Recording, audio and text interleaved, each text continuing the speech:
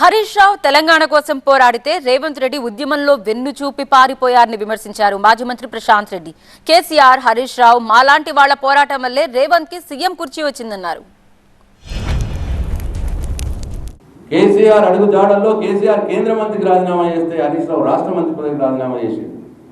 KCR MP పదవికి రాజీనామా చేస్తే హరీష్ రావు ఎమ్మెల్యే పదవికి రాజీనామా చేసినాడు. తెలంగాణ కోసం నువ్వు రాజీనామా చేయకుండా సీమాంధ్ర నాయకుల అడుగుల మడుగులొత్తి ఉండిపోయిన తెలంగాణ ద్రోహి నువ్వు రేవంత్ రెడ్డి. నువ్వు హరీష్ రావు చీమునెత్తుల గురించి మాట్లాడుతావు.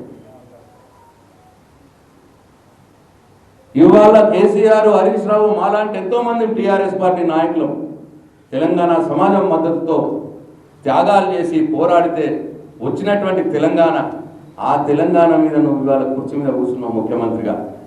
నీకు ఆ కుర్చీ ఇచ్చిందే ఈ తెలంగాణ సమాజం, టీఆర్ఎస్ పార్టీ, కేసీఆర్, హరీష్ రావు అని చెప్పి నేను తెలియజేస్తా ఉన్నాను.